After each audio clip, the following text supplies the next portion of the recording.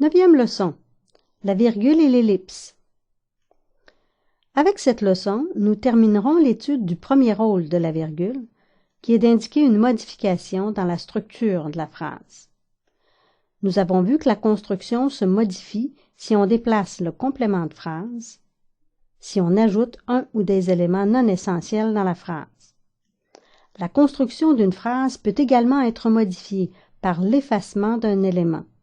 C'est ce qu'on appelle l'ellipse. Généralement, on supprime un verbe qu'il faudrait répéter et on le remplace par une virgule. Mon frère aime l'hiver et ma fille aime l'été. En effaçant le second verbe aime et en le remplaçant par une virgule, on fait une ellipse.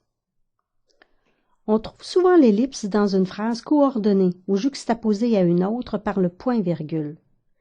Dans cette phrase, la virgule permet d'éviter la répétition d'un verbe terne et facile à supprimer, est.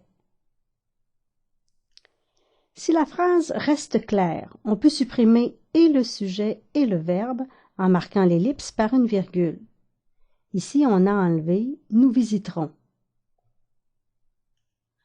On remarque que l'ellipse est possible lorsque les deux phrases syntaxiques ont la même construction. Dans le premier exemple, les phrases commencent par le sujet.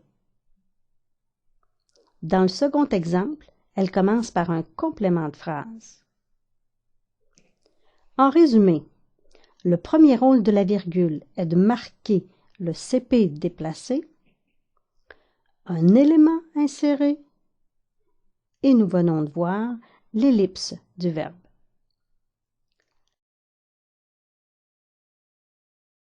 La leçon suivante portera sur le deuxième rôle de la virgule.